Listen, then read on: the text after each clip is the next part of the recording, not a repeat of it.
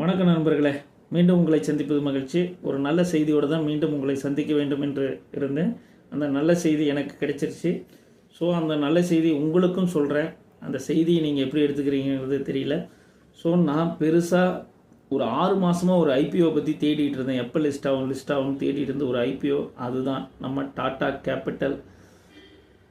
6ஆம் தேதி நாளை, அதாவது இந்த நைட்டு நான் ஷூட் பண்ணுறேன், நைட்டு அப்லோட் பண்ணுறேன். நாளைக்கு தான் உங்களுக்கு நீங்கள் பார்க்க முடியும். 6 to 8 அக்டோபர் 6ஆம் தேதி ஓப்பன் ஆகி 6, 7, 8 3 நாள் இந்த ஐபிஓ ஓப்பனில் இருக்கும்.